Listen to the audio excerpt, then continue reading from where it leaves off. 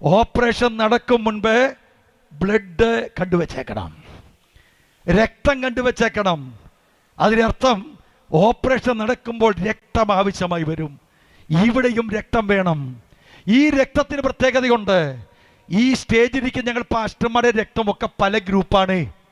എൻ്റെ ഗ്രൂപ്പായിരിക്കും Jasmine John pastor group, അതായിരിക്കും റജുകുമാർ pastor group, അതായിരിക്കും നിതീഷ് പാസ്റ്റർ ഗ്രൂപ്പ്, അതായിരിക്കും ഷിജിൻ്റെ ഗ്രൂപ്പ്. നമ്മുടെ എല്ലാ രക്തഗ്രൂപ്പുകൾക്ക് വ്യത്യാസമുണ്ട്.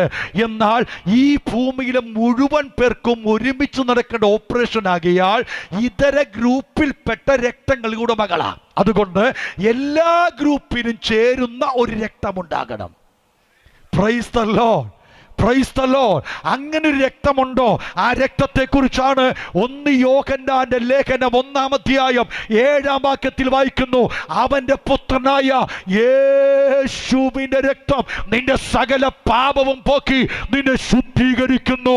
അപ്പോൾ ദൈവത്തിന്റെ പുത്രനായ യേശുവിന്റെ രക്തവും ഓപ്പറേഷന് വേണ്ടി ദൈവം വിനിയോഗിച്ചു.